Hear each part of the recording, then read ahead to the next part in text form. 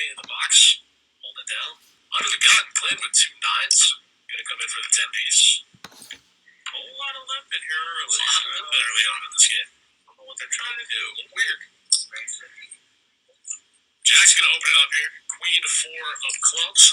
One time. Hits in with the suited ace 6. Gonna make the call. He just said all in. Oh, wow. The old limp rip. I got 5 limp. The old limp rip. 2 9's. Puts Jack in a weird spot. Is that a thing? It is today. It looks strong. It looks really, really strong. You know, you only have to, that trap only works once, you know? What's that? Okay, so I'd like to talk about this first hand here in relation to my general strategy for playing on a short stack from early position. I generally find that it's very tough to play effectively in this particular spot when you're making standard raise sizes. You're going to find yourself in a lot of positions where you're either playing a pot out of position against multiple opponents or where you're facing a large re-raise and you're in a tough spot where you don't really have the equity to move all in and you don't really have a hand strong enough to call off 25 or 30% of your stack pre-flop. So the way I like to approach the situation is to look for a certain range of hands where it makes sense for me to limp in the potential of re-raising all in if a profitable situation arises. Types of hands I look to do this with are hands that are strong enough that I'm going to have a reasonable amount of equity when called, but that are not so strong where I'm going to feel like I left money on the table if everyone folds. So let's take a look at this particular hand here. So I go ahead and limp in with pocket 9's.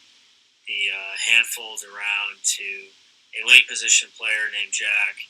He goes ahead and raises it to 5 big blinds with $50. Queen 4 suited. Folds over to the small blind. MJM completes with the suited ace 6 suited for the $50, and then the big blind folds.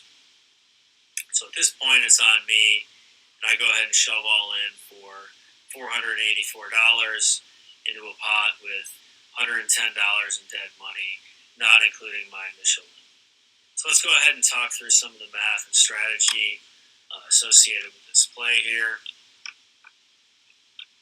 So when I make this move, I'm expected to get called by a relatively tight range of hands, expecting to get called by jacks through aces and ace-king 100% of the time. I'm expecting to get called by pocket 8s, pocket 10s, and ace-queen roughly 50% of the time.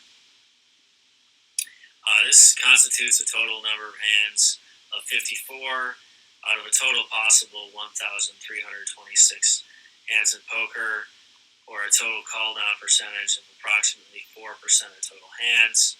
When called by this 4% total hands, I'll have an equity of roughly 37.5% on average. So obviously the goal for a play like this is for everyone to fold, because I'll generally be behind or flipping when I get called. When everyone folds, I'm going to pick up $110 in dead money. And when I'm called, I'm going to be losing approximately $93 based on my stack size and my 37.5% equity in the hand. Based on this math, I only actually need my opponents to fold out approximately 46% of the time to make this a profitable shove here.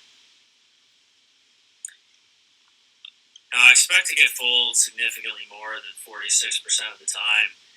The initial opener, Jack, is likely going to be raising with a pretty wide range from late position, likely up to 40% of hands.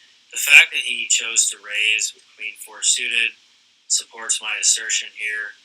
Players in late position generally like to raise with a pretty wide range.